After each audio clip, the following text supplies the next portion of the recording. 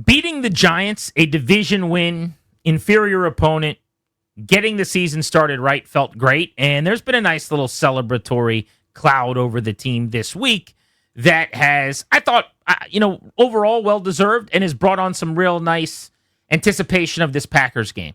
What would happen in town if Washington beats Green Bay on the road in Lambeau?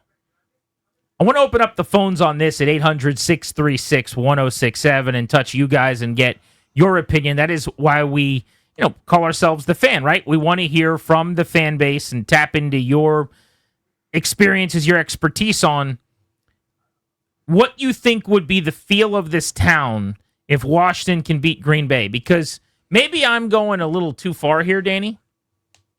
I think a victory over the Packers means you are the number one contender to the Philadelphia Eagles in the NFC right now, this moment. Think of it through the lens of UFC mixed martial arts or boxing or something. The Eagles are the champions of this division, right? And I don't mean the NFC East. I mean this weight class, which is the NFC. There's a bunch of other teams we would have thought that were probably with Washington or a little bit ahead of Washington in terms of title shots. So when you watch a UFC fight, right next to the name of the fighter, they have where they rank in that weight class. And you could be the number one contender, number 2, number 7, number 11, whatever. Well, Detroit might have been the number 2 team in the NFC, and Green Bay, who was right there with them, just destroyed them this past weekend. So the Lions have fallen down the board a little bit. Yep. A team like San Francisco may have been in that conversation in that 2-3 range. They barely won in week 1. They're going to be without their starting quarterback this week, it looks like, very possibly. They're without their tight end for 4 to 6 weeks. They're without their number 1 wide receiver for at least 3 more weeks.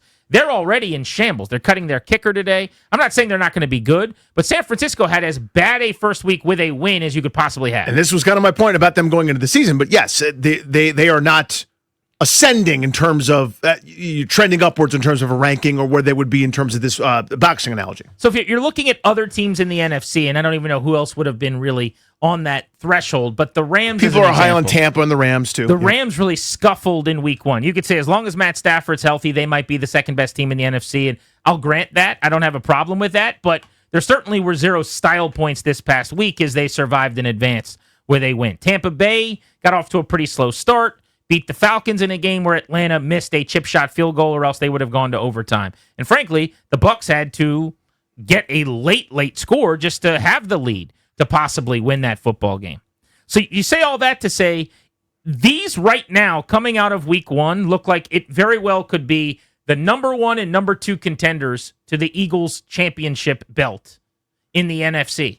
And if you beat Green Bay, I think the conversation is this is absolutely a Super Bowl caliber team.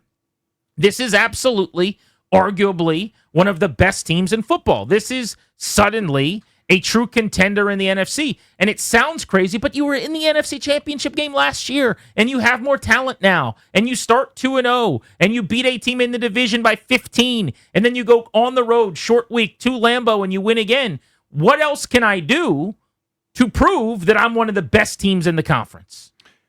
In 1985, Jack Buck had one of the most famous sports calls in history when light-hitting Ozzie Smith, the defensive wizard known as the Wizard, homered to beat the Dodgers, I believe, in the NLCS. He said, and I quote, "Go crazy, folks, go crazy." You go on the road on a short week when they don't have to travel. The only travel they did is commuting from home to the old ball field.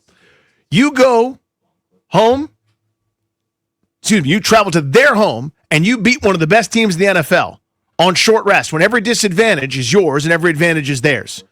Go crazy, folks. Go crazy. It's no longer irresponsible to talk about it. I thought last year was awesome. I had a great time like everyone else did. Let's not get over our skis. The Houston Texans are kind of the cautionary tale. A 10-7 team that won a playoff game, but viewed as a disappointment because expectations ran wild.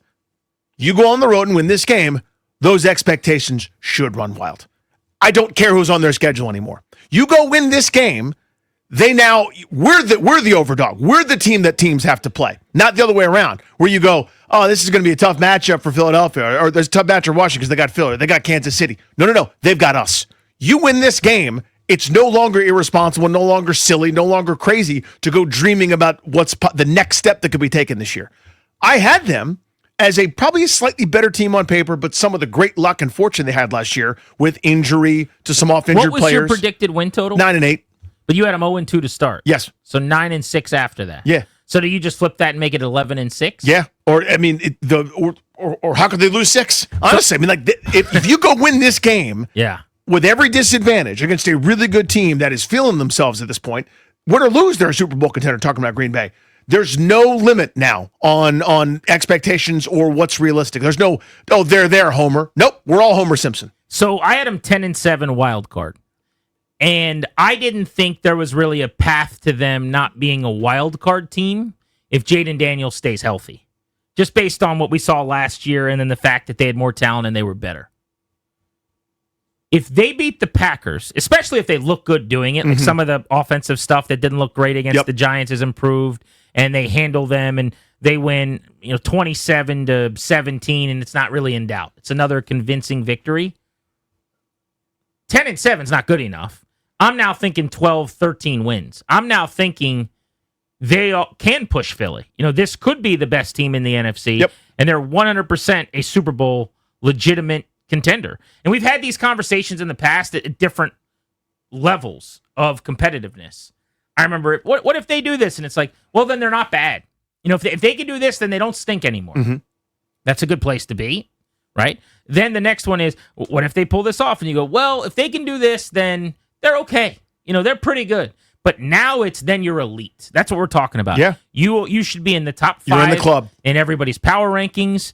Teams like the Ravens and the Bills and the Chiefs perennially, although they've never impressed me. Kansas City, there's never a time where you look at a picture of Kansas City and you say they look good, yet they're always the most beautiful person. You know what I'm saying? Yes, I do.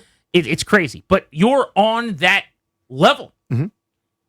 And at the end of the year, if you fast forward and they get there again, your quarterback's on that level. Not a coincidence. Chicken or the egg, which came first? You tell me. But you beat the Packers on the road. You look good doing it. Until something changes, you got to be considered one of the best in football. This is a conversation, apparently, that was had on ESPN. Darius just told me. I'm hearing this for the first time from Dominique Foxworth. But he apparently is of the belief, like I am, that if they get a win in this game, that Washington is the biggest threat to the Eagles in the entire NFC. The winner of this game becomes the front runner and challenger of the Eagles. We're going to determine who we expect. And I think coming into the season, everyone was high on Green Bay, and a lot of people were saying Washington could regress. I think the way that Washington's D-line and their whole team honestly looked last week is like regression isn't a possibility. They could improve, and we'll see how good they are going up against this Green Bay Packers team. I'm waiting for one more game before I break out a Sharpie and start writing with pen. But their D-line looked so good. I'm leaving open the possibility that a little bit of that was the Giants. But if they play like that again against Green Bay, where Javon Kinlaw's a badass and Daron Payne is the dude from 3 years ago, and Jacob Martin's making plays, and Eddie Goldman's holding up at the point of attack, and everybody eats up front, that's a really, really dangerous group that you've now put together on the other side of one of the great weapons in the National Football League and Daniels running your offense. That's how you win 12 or 13 games. Yeah. That's how you go on another. Last year I kept calling their run the magical carpet ride. It's like, I don't know how they're doing this, but they're doing it. Well, now you're good enough to do it again. For real this time.